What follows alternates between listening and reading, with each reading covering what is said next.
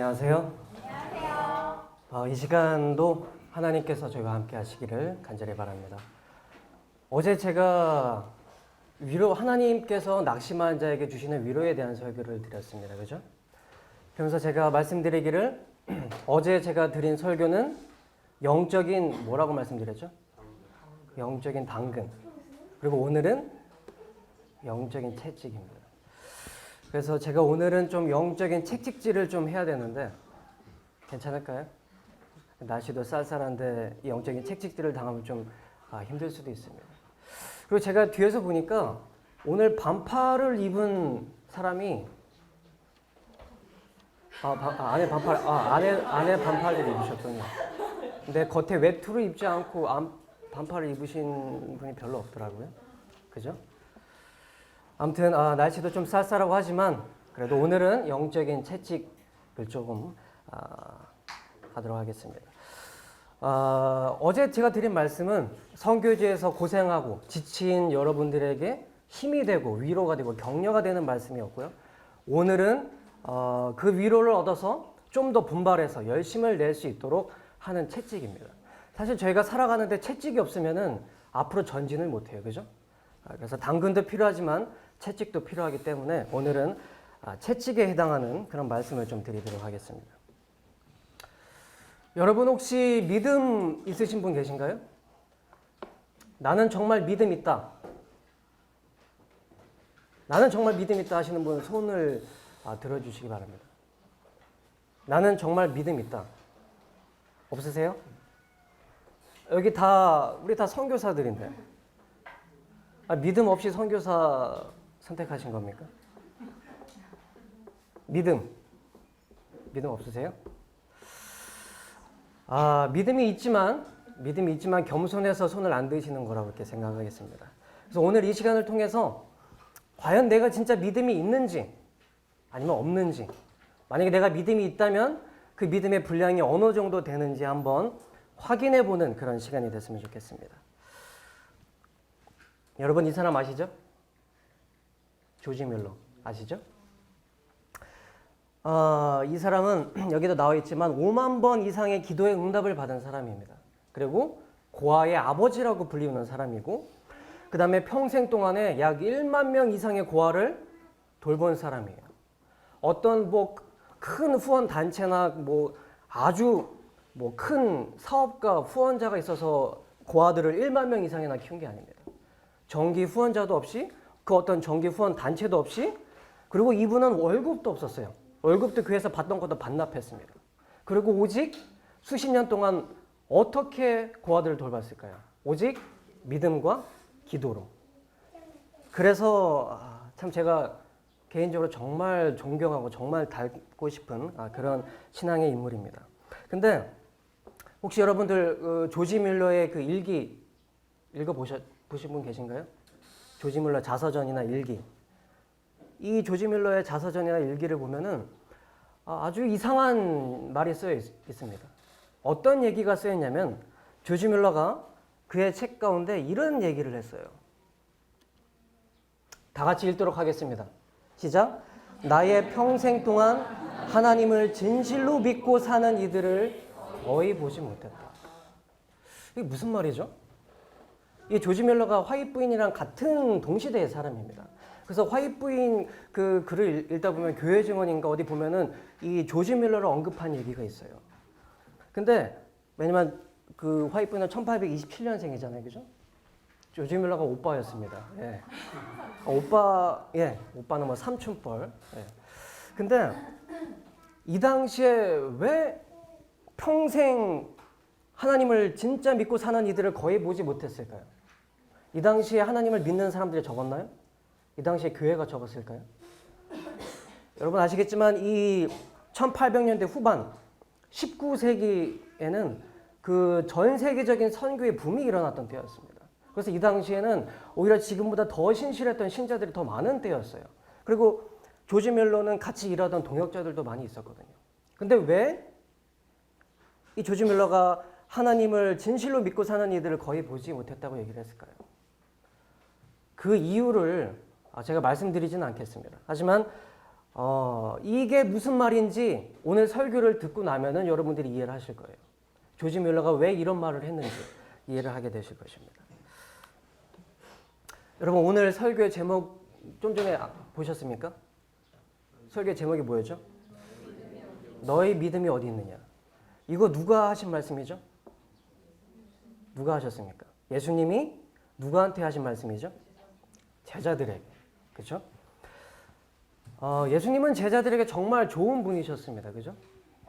늘 항상 온유하고 자상하고 오래 참고 그렇게 정말 그렇게 이기적이고 그렇게 예수님의 말씀을 못 이해하고 그렇게 했어도 예수님은 늘 오래 참으시고 오래 기다리시고 그렇게 온유하게 대하셨습니다. 근데 예수님께서 유독 이것만큼은 제자들에게 많이 나무라셨어요. 그게 뭐냐면 바로 믿음입니다. 여기 보면은 수많은 성경 구절 가운데 예수님께서 제자들에게 믿음 없음을 나무라는 믿음 없음을 꾸중하시는 이런 성경 구절이 많이 있습니다. 그죠? 믿음이 적은 자들아, 믿음이 없고 뒤틀어진 세대여. 그리고 너희 믿음이 적어서이다. 내가 인자가 올 때에 이 세상에서 믿음을 발견할 수 있겠느냐. 이런 말씀을 많이 하셨습니다. 근데 제가 살펴보니까 여러분 이렇게 믿음 없음을 가지고 제자들을 나무라신 적은 되게 많아요. 근데 예수님께서 혹시 성경을 읽다가 제자들이 돈이 없는 거 가지고 예수님께서 뭐라고 하시는 거 봤습니까? 돈이 없는 자들아, 돈이 적은 자들이여. 너는 왜 이렇게 돈이 없냐? 이런 말씀 하신 적 없죠? 제자들 다 못 배웠잖아요. 무식한 자들이었잖아요. 그거 가지고도 얘기한 적 한 번도 없으세요. 너희들은 왜 이렇게 무식하냐? 왜 이렇게 말을 왜 이렇게 못 알아먹냐?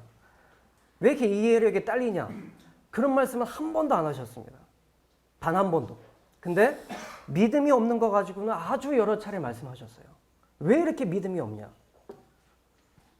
오늘 제가 여러분과 함께 나눠볼 이 본문에서도 예수님은 제자들의 믿음 없음을 나무라셨습니다. 오늘의 본문 누가복음 8장 누가복음이 뭐죠? 누가복음 8장 22절에서 25절에 있는 말씀 다 같이 읽도록 하겠습니다. 시작. 하루는 제자들과 함께 배에 오르사 저희에게 이르시되 호수 저편으로 건너가자 하시매 이에 떠나 행선할 때에 예수께서 잠이 드셨더니 마침 광풍이 호수로 내리침에 배에 물이 가득하게 되어 위태한지라. 제자들이 나와 예수께 가로되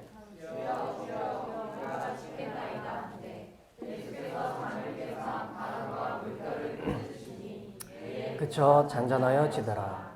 제자들에게 이르시되 너희 믿음이 어디 있느냐 하시니 저희가 두려워하고 기이 여겨 서로 말하되 저가 뉘기에 바람과 물을 명하여 순종하는고 하더라. 이 본문 말씀, 이 줄거리를 요약해 보자면 내용은 이렇습니다. 어느 날 예수님과 제자들이 배를 타고 호수를 건너는데 생각지도 못한 갑자기 큰 폭풍을 만나게 됐습니다. 그래서 그 폭풍이 몰아닥치자 배에 물이 차게 됐고 가라앉을 지경이 됐습니다. 배가 가라앉으면 어떻게 되죠? 다 죽죠. 예, 배가 앉으면 다 죽기 때문에 배에서 주무시고 계시던 예수님도 죽잖아요. 그죠? 그래서 제자들이 주무시고 계신 예수님을 깨웠습니다.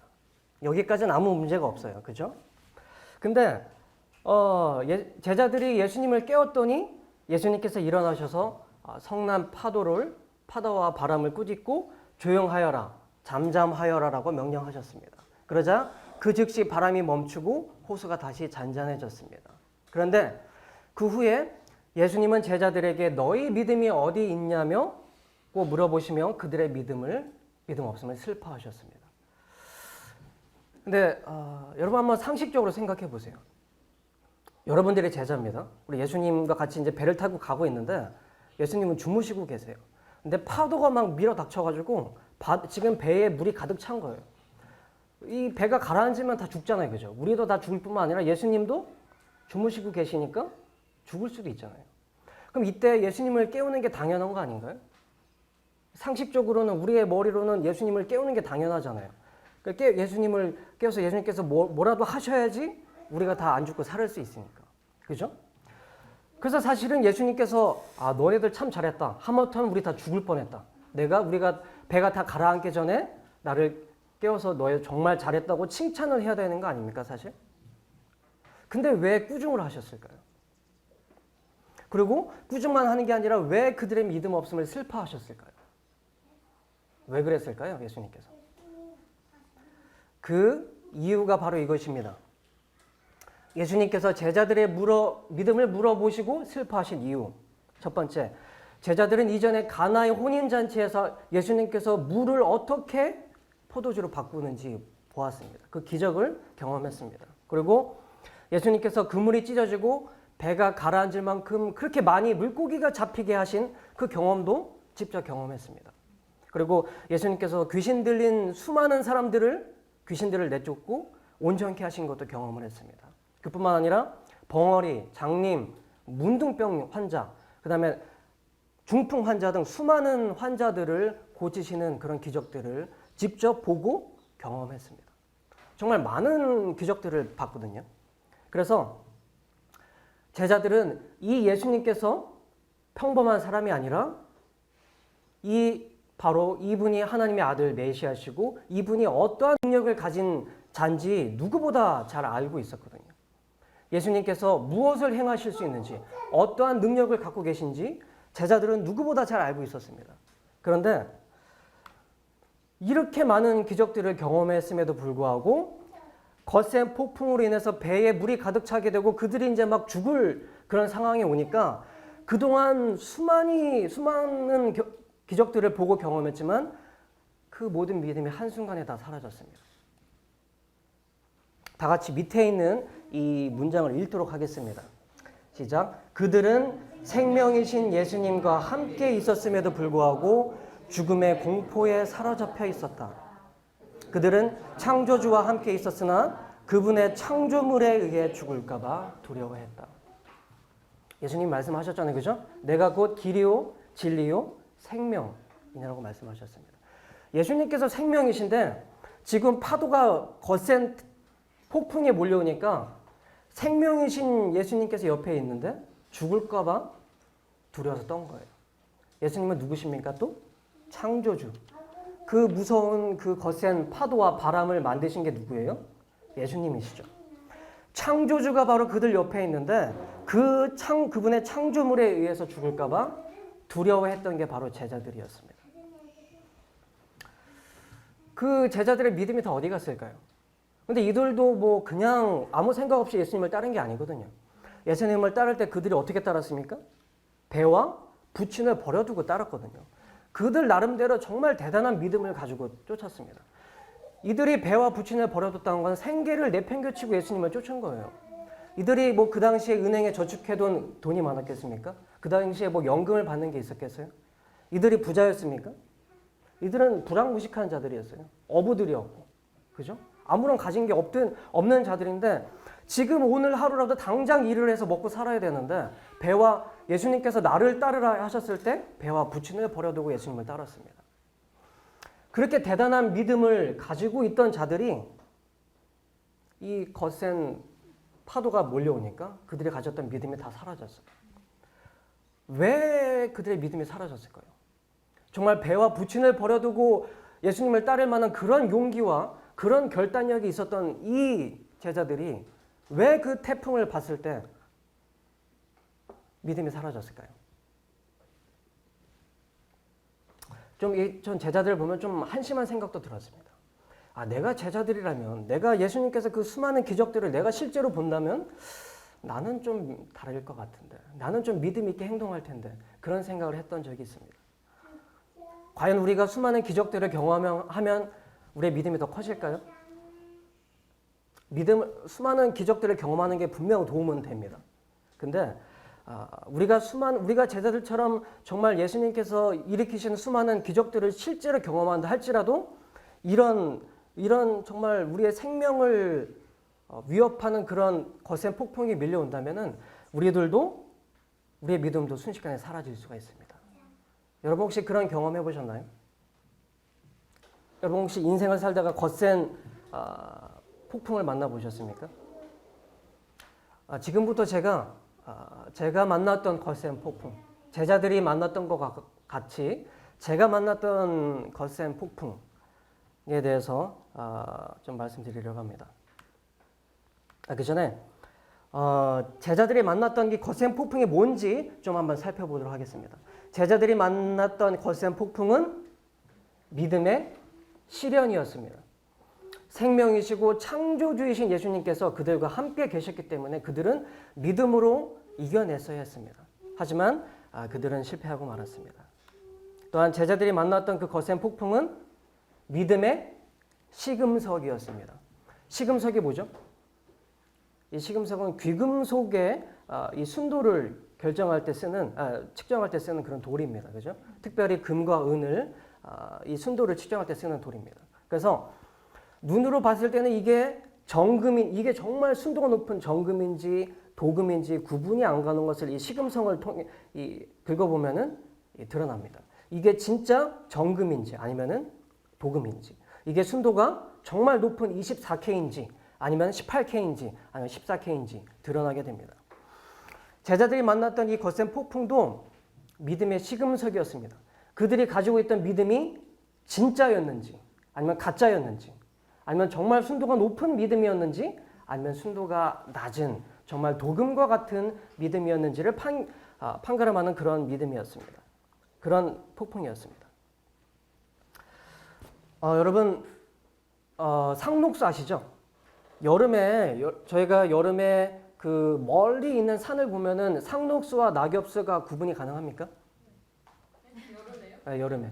아니 멀리서 가까이서 보면은 구분이 가능한데 여름에 아주 멀리 한 5km, 한 10km 이렇게 멀리 있는 산을 봤을 때 낙엽수와 상록수가 구분이 가나요? 구분이 안 가죠. 왜냐면 다 녹색으로 보이죠. 그죠? 그래서 여름에는 뭐가 상록수인지 뭐가 낙엽수인지 구분이 안 갑니다. 하지만 언제 저희가 그것을 구분할 수 있을까요? 가을이 오고 겨울이 오면은 분명하게 드러납니다. 왜냐하면 가을이 오고 겨울이 오면은 저희가 멀리 있어도 무엇이 상록수고 무엇이 낙엽수인지 알 수 있어요. 왜? 낙엽수들은 이파리가 다 떨어지기 때문에. 낙엽수는 이파리가 다 떨어지고 앙상한 가지만 남아있는데 상록수는 그 혹독한 겨울에도 여전히 푸릅니다. 그죠? 저희들도 똑같아요. 모든 것이 안전하고 평안할 때, 여러분 지금 다 평안하고 안전하죠? 이럴 때는 저희 중에 누가 믿음이 있는지 모릅니다. 저도 여러분 중에 누가 진짜 믿음이 있는지 몰라요. 여러분도 제가 믿음이 있는지 없는지 모르실 거예요. 저도 지금 뭐 이런 시련이 없거든요. 근데 저희 인생에 제자들이 만난 것과 같은 그런 거센 폭풍이 밀려올 때, 시련과도 같은 혹독한 영적인 추위가 밀려오면은 그때 드러납니다. 그때 누가 상록수였는지, 누가 낙엽수였는지 드러나게 됩니다. 개인적인 시련이 올 때, 혹은 우리 전체 모두에게 해당하는 그런 시련이 올 때, 누가 상록수인 척 했던 낙엽수인지, 아니면 누가 진짜 1년 내내 푸르른 상록수인지 드러나게 될 것입니다. 그래서 제자들이 만났던 이 거센 폭풍은 모든 참된 신자들 또한 언젠가는 반드시 만나게 될 믿음의 시련 또는 시금석이었던 것입니다. 제가 좀 전에 말씀드리려고 했던 것, 제가 만났던 거센 폭풍에 대한 경험을 좀 말씀드리겠습니다. 제가 처음에 여러분들께 믿음이 있냐고 여쭤봤잖아요. 근데 아무도 손을 안 드셨어요. 그죠? 근데 저는 예전에 제가 진짜 믿음이 있다고 생각을 했습니다. 그 당시에 이제 예수님을 막 만났던 때인데 저는 그때 진짜 뜨거웠어요. 정말 뜨거움이 있었습니다. 정말 열정이 있었습니다. 그래서 그때 왜 제가 믿음이 있다고 생각을 했냐면은, 왜냐면 주변에서 믿음이 있는 청년이라는 얘기를 많이 들었거든요. 정말 보시는 분마다 이 친구 정말 믿음이 있어. 이 친구 정말 훌륭하다. 이런 얘기를 자꾸 들으니까 내가 진짜 믿음이 있나? 이런 생각을 듣게 된 거예요. 그때 제가 저 정말 탕자처럼 그렇게 방황하면서 살다가 예수님을 알게 되니까 이 구원이 너무나 감사했습니다. 이 구원이 너무나 감사하고 하늘나라를, 이 좋은 예수님과 영원토록 살 수 있는 하늘나라를 저 혼자 가는 게 너무 안타까운 거예요. 그래서 어떻게 했을까요? 그래서 제 고등학교 친구들, 대학교 친구들을 다 찾아가서 설교를 하기 시작했습니다. 듣던 제 친구들은 다 교회를 안 다니거든요. 특별히 제 대학교 친구들은 뭐 다 불신자죠. 근데 만나가지고 맨날 어제까지만 해도 같이 막 밤새도록 놀던 인간이 갑자기 하루아침에 변해가지고 와가지고 막 설교를 하니까 제 친구들이 다 혼란 상태에 빠졌습니다. 그리고 어떨 때는 제가 심지어 막 손잡고 막 울면서 기도했거든요. 그러니까 이 표정을 보니까 이 친구가 너무 부담스러워 하더라고요. 그런 적이 많았어요. 근데 제가 그만큼 너무나 말해주고 싶은데 내가 아는 것을, 내가 깨달은 것을 말해주고 싶은데 이게 안 되니까 너무나 답답했어요. 그러니까 제가 친구들 손 붙잡고 막 울면서 기도하고, 심지어 PC방에서 게임하고 있으면 옆에 가가지고 제 옆좌석에 앉아서 설교했습니다. 너 지금 이럴 때가 아니다. 그러면 제가 그랬거든요. 그리고 제가 그 당시엔 또 매일 전도지를 돌렸습니다. 아무도 시키지 않았지만 교회에 쌓여있던 그 수북한 전도지, 수백 장, 수천 장을 제가 하루 종일 돌렸어요. 정말 등이 땀에 다 젖을 때까지. 그래서 밤에 전도지 다 돌리고 집에 들어갈 때면 그 제 등과 맸던 가방이 다 젖었습니다. 땀으로. 그래서 제가 그렇게 아파트 계단을 다 다니면서 그렇게 다 돌렸거든요. 하루에 수백 장씩, 어떤 때는 막 1000장 이상씩. 그렇게 하다 보니까 주변에서, 그리고 또 그때는 전 철저한 음식물 개혁자였고요. 그렇게 살다 보니까 주변에서 보시는 장로님들, 집사님들이 다 칭찬을 하시는 거예요. 어떻게 요즘에 이런 청년이 있냐고. 다들 칭찬을 하시는 거예요. 정말 믿음이 있다고. 그래서 저는 그때 제가 진짜 믿음이 대단한 줄 알았습니다. 내가 그래도 믿음이 있구나. 그래서 그런 착각 속에 제가 중국을 혼자 가게 됐습니다. 나같이 믿음이 있으니까, 난 믿음이 있으니까 하나님께서 나와 함께 하실 거다. 그래서 저는 그 당시에 중국어를 잘하지 않았어요. 저는 딱 중국어 입문편과 기초편과 그 초급자 그 딱 책만 몇 번 읽고 그냥 갔습니다. 하나님께서 막 방언의 은사를 주실 줄 알았거든요. 중국에 도착하자마자 하나님께서 방언의 은사를 주셔서 막 할 줄 알았는데 그렇지가 않더라고요. 그래서 고생을 했습니다. 가서. 그리고 제가 중국에 가서도 제자들처럼 정말 많은 기적들을 경험을 했어요. 어제도 제가 잠시 말씀드렸지만 정말 기도하고 눈 뜨면 천사들이 와가지고 도와주고 그런 일을 정말 많이 경험했습니다. 그리고 제가 하나님께 기도할 때마다 제가 정확히 기도드린 금액을 하나님께서 항상 보내주셨습니다.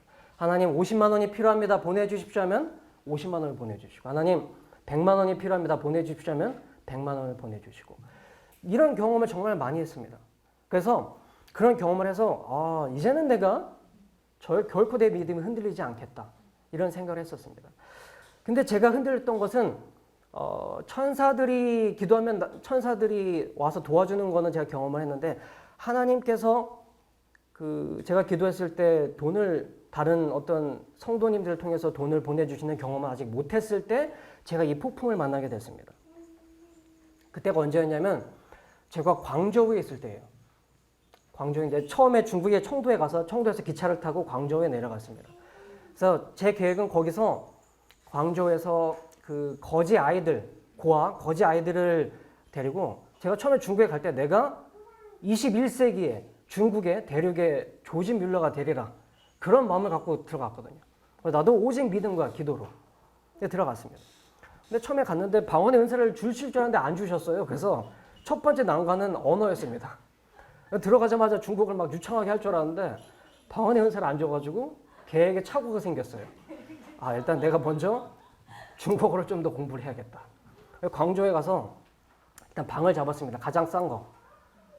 여러분 얼마짜리 방 기숙사에서 사셨죠? 4,800원? 제가 있던 방은 250위안짜리였습니다. 250위안. 어제 말씀드렸지만 3평, 4평 정도 되고, 창문이 있는데 창문에서 제가 손을 내밀면요, 거짓말 안 하고 제 손끝에 옆에 건물이 닿아요. 광저우는 그렇게 건물을 촘촘하게 짓습니다. 그래서 제 창문이 있는데 창문 바로 옆에 이 벽이 있어요. 50cm 좀 넘게 건물이 세워져 있어요. 그리고 이게 몇 층, 한 5층 이상 건물입니다. 그러니까 빛이 전혀 안 들어와요. 그런 건물에서, 그러니까 햇볕이 안 들어오니까 늘 컴컴하고 늘 곰팡이가 있고 쾌쾌하고 그런 방이었습니다. 근데 제가 일단 여기서 내가 적어도 한 3개월은 내가 중국어 공부만 좀 해야겠다. 그런데 이제 교회를 다니다가 그 교회에 있는 현지 집사님을 만나서 여집사님. 그래서 여기 왜 왔냐고 물어보셔서 제가 고아들을 돌보러 왔는데 일단 당장 지금 언어가 안 돼서 일단은 지금 중국어 공부를 하고 있습니다. 이렇게 얘기를 했어요. 근데 며칠 후에 이 여집사님한테 전화가 왔습니다. 갑자기 이 집사님이 어디 기차역 앞인데 지금 나오래요. 당장 나오라고. 급한 일이 있다고. 그래서 무슨 일이 있는가 하고 나갔습니다.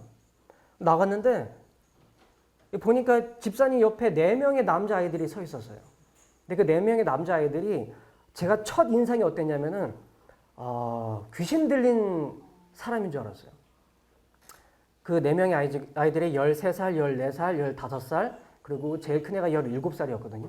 근데 17살짜리 그 남자애는 머리가 장발이었습니다. 여기까지 오는 장발이었고 눈이 한쪽이 흰 동자만 보였어요. 검은 동자가 조금 보이긴 하는데 거의 흰 동자만 보였어요. 그래서 저는 이 친구가 마약을 해서 그 눈동자가 뒤집힌 줄 알았습니다. 그래서 보고 이 친구들 저기 귀신 들리거나 정말 뭐 마약하는 친구들인 줄 알았는데 집사님이 하시는 말씀이 이 친구들 데리고 가라는 거예요. 그래서 어딜 데려가요? 했더니 너 여기 온 거 고아들 거지들 돌보려고 온 거 아니야? 이 아이들 데리고 가라는 겁니다. 제가 그때 엄청 당황했어요. 첫 번째로 저는 중국어도 잘 안 됐죠. 그리고 제가 생각했던 그 아이들은 어떤 아이들이냐면 한 6살, 7살, 한 8살 이런 좀 그래도 좀 귀여운 남자애들. 그래도 좀 키울 때 좀 귀여운 맛이 있는 이런 아이들을 원했는데 딱 보니까 애들이 어때요?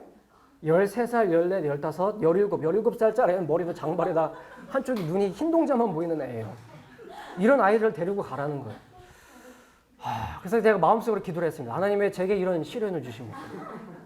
그럼 제가 지금 저 아시잖아요. 저 아직 말도 아직 잘 안 되는데 제 방 아시잖아요. 그 조그만 방. 어떻게 얘네들 어떻게 데리고 삽니까? 근데 제가 그 아이들을 거기서 그냥 올 수가 없었어요. 제가 집사님께 집사님 아직 제가 준비가 안 됐습니다. 라고 얘기를 할 수가 없었어요. 그래서 울며 겨자 먹기로 그 아이들을 다 데리고 왔습니다. 그 조그만 방에. 요만할 거예요. 되게 조그만 방이에요. 데리고 왔는데 그래서 이제 첫날에 이 아이들을 데리고 식당에 갔습니다. 미친 듯이 먹더라고요. 그래서 뭐 밥을 먹고 그 다음에 이제 옷을 사줬죠. 뭐 슬리퍼도 막 다 떨어진 거 신고 막 맨발로 다니고 그래서 신발 사주고 옷도 한 번만 사줄 수 없잖아요. 그래서 옷도 한 2벌씩 사주고 신발도 사주고. 그리고 이제 좀 옷이 좀 괜찮은 건 제가 또 옷을 빨았습니다. 세탁기가 없었거든요. 손빨래를 했어요. 근데 제가 손빨래를 했는데 그거를 몇 번 헹궜을까요? 그 옷을. 세제를 넣고 손빨래 하는데 정말 시꺼먼 물이 나왔어요. 이 옷이 한 3년, 4년 동안 안 빠른 옷이거든요. 빨래를 하는데 물이 시꺼매요. 그래서 그걸 물을 다시 받아서 다시 헹구는데도 시꺼매요. 10번도 넘게 제가 그 물을 헹궜어요. 10번도 넘게. 검은 꾸정물이 계속 나와가지고. 그렇게 하고 옷을 사입히고 속옷을 사입히고 그리고 이제 첫날에 이 아이들이 이제 샤워를 몇 년 만에 했습니다. 이 아이들이 샤워하고 나오는데 너무나 행복해 하더라고요. 샤워를 몇 년 만에 처음 했대요. 그리고 제 방에 조그만 침대가 있었는데 그 침대에 조그만 침대에 그 4명이 다 웅크리고 잤습니다. 너무 행복해 하더라고요. 애들이 너무 행복해서 잠을 못 잤어요. 집안에서 자는 게 몇 년 만이래요. 그 17살짜리는 5년 만에 처음으로 지금 방에서 잔답니다. 그러니까 너무나 행복해서 그러고 있는 거예요. 저는 땅바닥에서 잤죠. 그러고 있는데 그러다가 이 아이들 옷 사주고 신발 사주고 머리 깎이고 머리가 막 귀신처럼 장발이니까 머리 깎이고 그다음 막 이러느라고 제가 가지고 있던 돈을 다 썼어요. 그리고 또 그 당시에 제가 또 시계를 차고 있었는데 제가 또 시계를 보더니 저한테 시계도 사달래. 그리고 이제 하나씩 요구하는 게 늘어납니다. 뭐 이것도 필요하고 저것도 필요하고 처음에는 다 사줬는데 점점 요구가 늘어나니까 마음에서 조금씩 짜증이 밀려왔어요.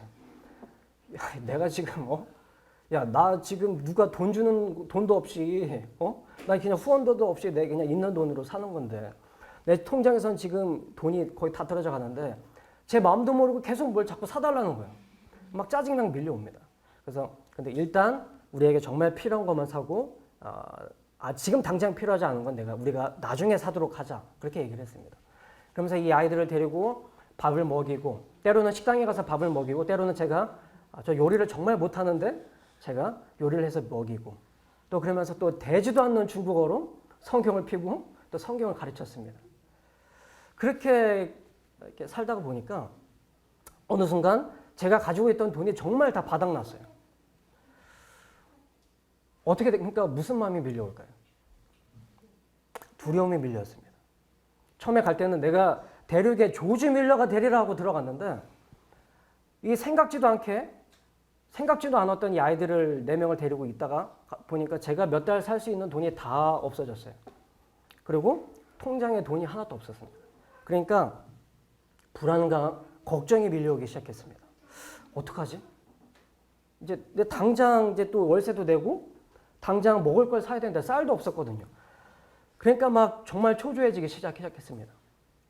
그래서 제가 그때 정말 말씀을 많이 봤어요. 성경에 나와 있는 약속의 말씀을 정말 많이 봤습니다. 너희는 먼저 그의 나라와 그의 의를 구하라. 그러면 이 모든 것들을 너에게 더하시리라. 그 다음에 가난한 자들을 돌보는 것은 여호와께 꾸이는 것이라. 그 다음에 너희가 무엇이든지 믿고 구하는 것은 다 받으리라.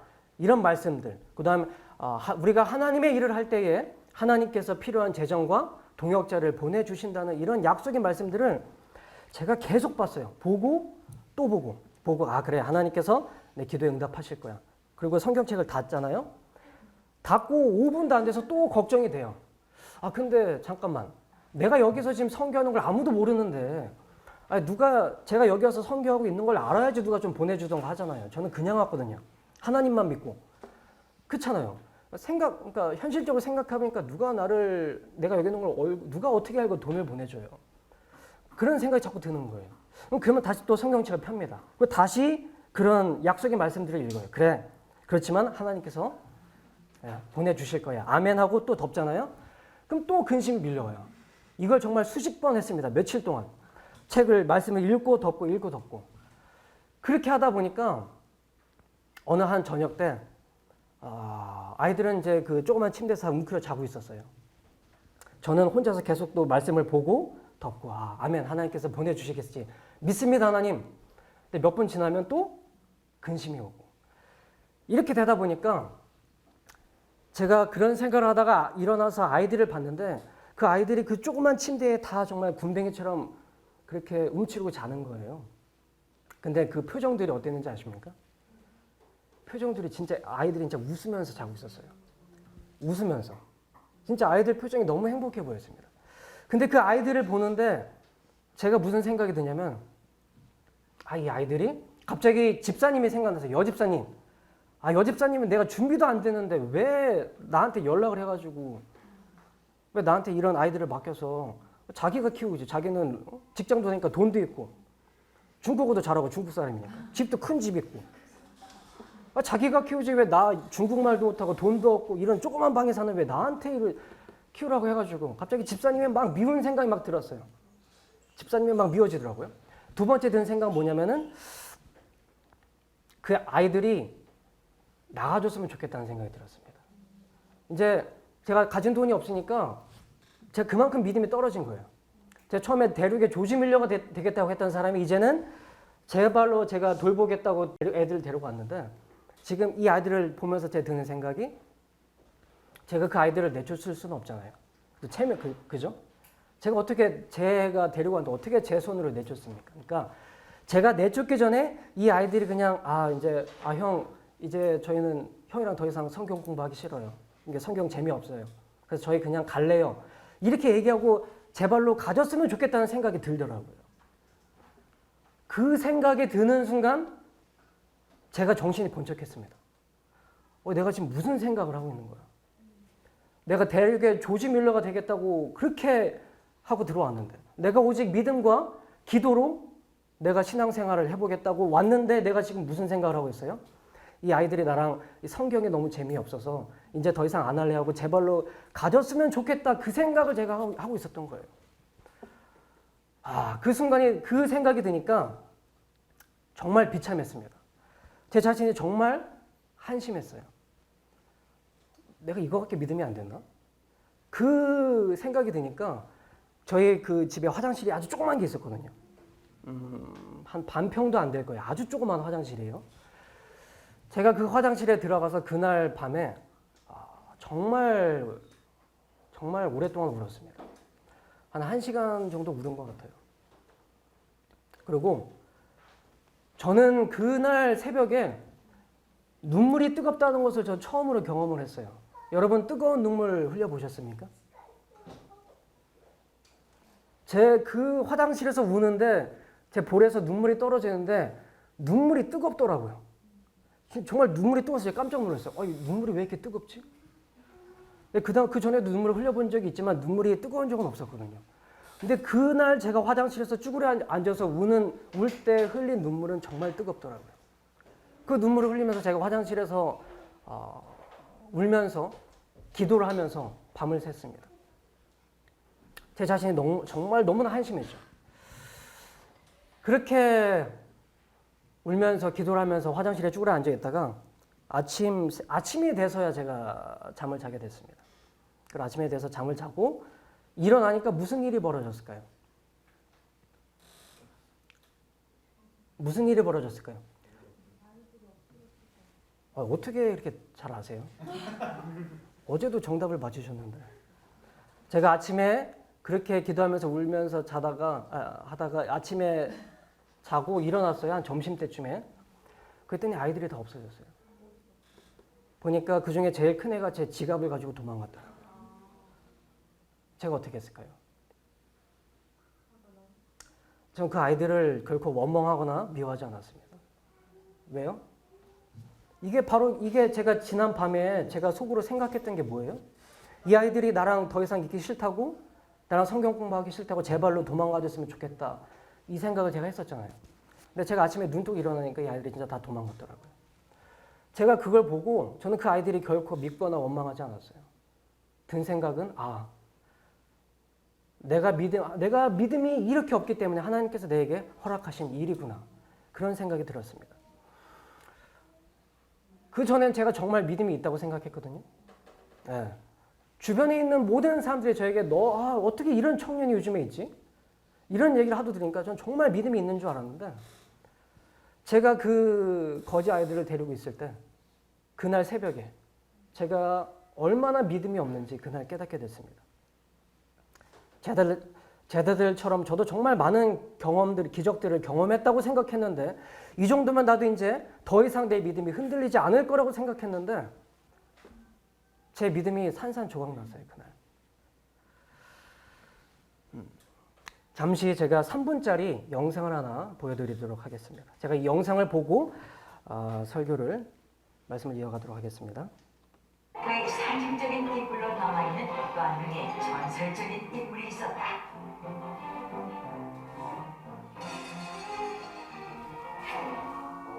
프랑스 출신의 줄타기 고기사 찰스 블런. 그는 각종 서커스 공연을 통해 전국공한 고기사로 알려져 있었지만 이에 만족하지 못한 그는 1859년 6월 색다른 도전장을 내놨다. On the 30th of the month, I'll cross Niagara Falls on the tightrope. 신문에 줄타기질에 올라 나야가라 폭포를 건너겠다고 광고를 낸 것이다. 그가 맹렬한 기세로 흘러내리는 폭포이 49m 높이에 걸려있는 큰 밧줄기로 335m를 걸어가는 불가사의한 장면을 보기 위해 약속된 날짜에 폭포 앞에 5,000명의 사람들이 모여있다. 그러니까 찰스 블런이 줄여오기 직전 그는 김파르장이 한 가지 질문을 던졌고 How many of you believe that I could cross the floor on that rope? 사람들은 박수를 쳐서 믿음을 보여줬다. 그는 성공적으로 폭포를 건너갔다가 다시 줄을 타고 재생으로 돌아왔고 이어 그는 외발 자전거를 타고 중말을 타고 그리고 눈을 가린 채로 폭포를 건너갔다가 다시 돌아왔다. 그러자 관중은 흥분에 빠져들었다. 그러자 이때 그는 또다시 질문 하나를 던졌다. Do you believe that I could cross that fall with someone on my back? 사람들은 함성과 박수로 그를 응원했고 그가 원한다면 줄 위에서 그 어떤 일이라도 할 수 있을 것이라고 믿었다. 그런데 Ben, who wants to be carried on my back? 찰스 블론딘의 마지막 질문은 사람들의 입을 완전 막아버렸다. 관중들의 얼굴에서 흥분이 사라지고 미소도 사라졌으며 일순간 현장은 쥐죽은 듯 고요한 정막이 감돌았다. 그의 능력을 믿는다며 연신 박수와 환호로 그의 질문에 대답했던 5천여 명 모두가 침묵한 것이다. Carry me! 그리고 잠시 후 한 사람이 엄숙한 침묵을 깨뜨렸다. 찰스 블런딘의 친구 워싱턴이었다. 워싱턴은 세계에서 가장 강력한 폭포에 매달린 줄을 타고 800m 이상을 친구의 등에 업혀 건넜다. 그것은 찰스 블런딘에게 굳건한 신뢰가 있어야만 가능한 일이었다. 이런 두 사람의 신뢰는 많은 사람들에게 감동을 주었고 사람들은 친구를 등에 업고 나야가라 폭포를 걷는 찰스 블런딘을 줄타기의 전설적인 인물로 기억했다. 상상할 수 없는 공무에서 줄리를 걸었던 두 남자. 그들이 이어온 여러분, 이 블론딘이 처음에 질문했을 때 제가 사람을 등에 업고 이 줄을 건너실 것을 믿습니다 할 때 몇 명이 대답을 했죠? 5천 명이 대답을 했습니다. 그죠? 근데 이제 그러면 누가 제 등에 업히시겠습니까? 라는 질문했을 때는 대답한 사람 몇 명이었습니까? 한 명이었어요. 그러면은 이 5천 명이 이 제자들과 같은 거센 폭풍을 만났던 겁니다. 이날. 이 5천 명의 관중들이 만났던 거센 폭풍은 무엇이었습니까? 바로 이 질문이었습니다. 그렇다면 누가 제 등에 업히시겠습니까? 이 질문을 받아들였을 때 모두가 다 꿀먹은 벙어리가 됐어요. 그죠? 블론딘이 내가 아닌 다른 사람을 등에 업고 건넌다는 것은 다 믿었습니다. 5천 명이 다 믿었어요. 근데 블론딘이 다른 사람이 아닌 나를 등에 업고 건넌다는 것은 아무도 안 믿었습니다. 딱 한 명만 빼고. 그 한 명이 누구였냐면 친구가 아니에요, 사실. 그게 잘못 나왔습니다. 친구가 아니라 이 블론딘의 그 매니저였던 헨리라는 사람입니다.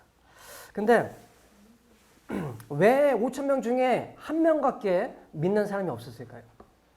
왜 이 질문에 대답할 수 있었던 사람이 한 명밖에 없었을까요? 그 전에 5천 명 다 대답했잖아요. 그죠? 믿는다고 얘기를 했잖아요.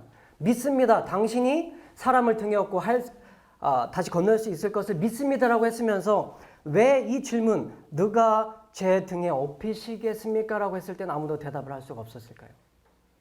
왜냐면은 이 질문에 대한 대답은 뭐랑 연결이 되어 있습니까? 내 생명과 연결이 되어 있어요. 이 질문에 대한 믿음은 내 생명과 직결된 문제였습니다. 저희들 예수님을 믿는 신자들에게 믿음은 뭡니까? 이 믿음은 저희들에게 생명과도 직결된 문제입니다. 의인은 무엇으로 말미암아 살리라? 믿음으로 말미암아 살리라. 하나님을 믿는 사람들은 믿음이 있으면 살고 믿음이 없으면 죽는 거예요. 믿음은 우리에게 생명과도 같은 것입니다. 근데 이 믿음은 그냥 단순히 하나님께서 창조주이시고 그런 창조주께서 나를 위해 죽으셨고 이 땅에 다시 오실 거 그냥 이걸 믿는 게 믿음이 아닙니다.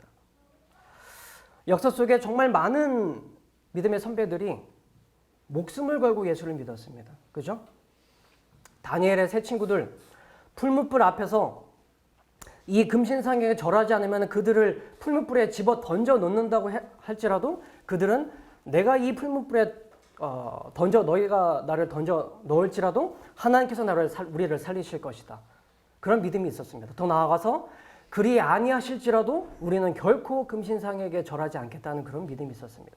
에스더 또한 동족인 유태인들을 구원하기 위해서 내가 죽으면 죽으리이다. 그런 믿음이 있었습니다. 예수님의 어머니 마리아는 어떤 믿음이 있었습니까? 처녀임에도 불구하고 그 당시에 처녀가 잉태하면 어떤 일이 일어납니까? 돌 맞아 죽는 일이죠. 누가 믿겠어요? 그죠? 뭐 성령님께서 그걸 뭐 다 알리시는 것도 아니고 정말 말도 안 되는 일인데 뭐라고 말합니까? 주의 계집종이오니 말씀대로 이루어지기다. 그리고 지난 종교 암흑 시대에 얼마나 많은 사람들이 믿음을 걸고 신앙을 지켰습니까? 그죠? 얼마나 많은 사람들이 목숨을 걸고 그들의 신앙을 지켜왔어요. 그 성경은 그들의 목숨을 걸고 신앙을 지켰기 때문에 성경을 지켜왔기 때문에 지금까지 저희가 그 성경을 읽고 있는 거 아니겠습니까? 여러분 지금 목숨을 걸고 신앙을 하고 계십니까? 아니면 그냥 적당히 하고 계세요? 그냥 내 동료 선교사들이 이 정도 믿음을 가지고 있으니까 그냥 나도 너무 튀지 않게 그냥 적당히 이 정도 신앙생활 하고 계십니까? 아니면 정말 여러분 인생을 걸고 신앙을 하고 계세요? 저희에게 정말 믿음이 필요합니다. 왜냐하면 앞으로 다가올 우리의 미래는 결코 장밋빛 미래가 아니에요. 앞으로 저희들에겐 더 큰 환란이 다가올 것입니다. 성경에 뭐라고 예언합니까? 개국 이래로 없던 환란이 곧 다가올 거예요. 지구 역사상 결코 경험해 보지 못했던 그런 큰 환란이 우리를 다 기다리고 있습니다. 근데 우리가 이렇게 어정쩡한 믿음을 갖고 있다면 정말 적당한 믿음, 구원받기에도 애매하고 이것은 뭐 지옥 가기에도 애매한 그런 믿음을 가지고 있으면 우리는 결코 그 환란을 넘어서지 못할 것입니다. 헨리가 제가 말씀드렸죠. 그 블론딘의 등에 업혔던 사람은 친구 워싱턴이 아니라 이 블론딘의 매니저 헨리였습니다. 나중에 그 헨리가 인터뷰를 했는데 이런 말을 했습니다. 어떻게 등에 업힐 수 있었냐고 물어봤더니 그가 한 대답이 이거였습니다. 나는 블론딘이 결코 실수하지 않을 사람이란 것을 알기에 나를 맡길 수 있었다. 이게 뭡니까? 그는 매니저였기 때문에 이 블론딘이 연습할 때나 공연할 때나 늘 항상 그와 함께 있었어요. 그래서 이 사람이 결코 실수하지 않을 사람이라는 것을 알고 있었습니다. 뭘로요? 경험으로. 이 사람이 얼마나 사전에 연습을 많이 하는지 알기 때문에 이 사람이 결코 실수하지 않을 것이라는 것을 경험으로 알고 있었습니다. 이 경험이 바로 저희들에게 필요한 경험입니다. 저희가 아무리 백날 첫날 입으로만 주여 주여 우리가 믿습니다 하는 것은 그렇게 큰 의미가 없어요. 입으로는 누구나 다 믿습니다 할 수 있습니다. 입으로는 누구나 다 주여 주여 할 수 있습니다. 근데 그 사람이 진짜 믿음을 가졌는지 아닌지는 언제 드러납니까? 거센 폭풍을 만나면 드러납니다. 내 인생에 내가 결코 예상하지 못했던 그런 큰 시련이 다가오게 되면 드러나요.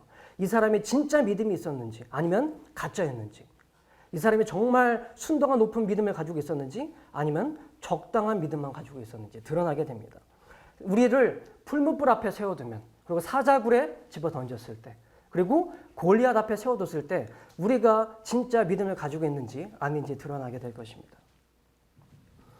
여러분, 다윗이 골리앗 앞에 이렇게 당당하게 설 수 있었던 이유가 뭡니까? 다윗은 무슨 경험이 있었죠? 사자와 곰을 때려잡은 경험이 있었습니다. 하나님의 능력을 의지해서 하나님의 능력과 은혜로 사자와 곰을 때려잡아서 양을 지키는 그런 경험이 있었거든요. 그 경험이 없었다면 다윗이 어떻게 골리앗 앞에 설 수 있었겠습니까? 그 유명한 장군들도, 심지어 사울 왕도 무서워서 벌벌 떠는 그 골리앗 앞에, 저희들 앞에 골리앗이 다가오고 있습니다. 그죠? 저희들에게 다가오는 골리앗은 누굽니까? 일요일 휴업령이라는 골리앗이 다가오고 있어요. 그 골리앗이 다가왔을 때 우리가 다윗처럼 이러한 경험이 없으면 저희는 그날에 결코 설 수 없습니다. 나는 설 수 있을 거라고 생각하지만 우리가 그런 경험이 없으면 그날에 우리는 실패를 맛보게 될 것입니다. 성경에 보면 예수님께서는 믿음을 겨자씨와 같이 자라나는 거라고 말씀을 하셨어요. 그래서 이 믿음은 겨자씨와 같이 아주 작은 것에서부터 자라나서 마지막에는 아름다운 풍성한 열매를 맺는 것입니다. 근데 이런 믿음이 자라나려면 어떻게 해야 될까요? 첫 번째, 무엇보다 먼저 진정한 하나님의 자녀로 거듭남을 통해 온전한 신뢰 관계가 형성되어야 합니다. 두 번째, 삶 속에서 실제적인 경험을 통해 믿음을 키워야 합니다. 믿음은 실천을 통하여 강화된다고 치료봉사에 쓰여 있습니다. 세 번째로 일상생활의 작은 것에서부터 내 생각엔 도저히 불가능할 것이라고 여겨지는 큰 것에 이르기까지 믿음을 발휘하는 훈련을 해야 한다. 믿음을 행사할 때 믿음은 자라난다. 그리고 다 같이 읽도록 하겠습니다. 시작. 겨자씨만한 작은 믿음을 통해 하나님의 능력과 기도의 응답이 삶 속에서 경험될 때 우리의 믿음은 자라난다. 하지만 때때로 예상치 못한 거센 폭풍, 믿음의 시련이 몰려올 때 우리의 믿음은 온데간데 없이 사라지거나 약해진다. 그럴 때는 귀신 들린 소년의 아버지가 부르짖었던 것처럼 내가 믿나이다. 나의 믿음 없는 것을 도와주소서라고 예수님께 기도로 매달리자. 여러분, 저희가 믿음이 없으면 없는 만큼 더 기도로 매달려야 됩니다. 더 기도해야 돼요. 여러분, 얼마나 많이 기도하십니까? 뭐 밥 먹기 전에 기도하는 거? 그건 사실 기도가 아니죠. 여러분, 얼마나 많이 기도하고 계십니까? 10분? 20분? 30분? 루터 하루에 얼마나 기도하시는지 아세요? 마틴 루터? 하루에 3시간씩 기도했습니다. 기도의 능력이 있습니다. 기도의 능력이 있고요. 기도하는 자는 곧 능력의 사람이요 곧 하나님의 사람입니다. 저희가 믿음이 없는 만큼, 믿음이 없으면 없는 만큼 더 기도해서 하나님께 간구해야 됩니다. 우리가 정말 그렇게 하나님께 무릎을 간절히 구할 때 하나님께서 우리의 기도를 응답하시고 믿음을 허락하실 것입니다. 그래야 해서 저희들이 믿음이 겨자씨만한 그 작은 것에서 시작해서 정말 나중에 자라나서 마지막에는 궁극적으로는 다만 말씀으로만 하옵소서라고 이런 엄청난 신앙 고백을 한 로마 백부장의 믿음과 같이 그렇게 크게 자라나기를 간절히 바라면서 제가 준비한 말씀을 마치도록 하겠습니다. 감사합니다. 제가 기도하고 마치도록 하겠습니다.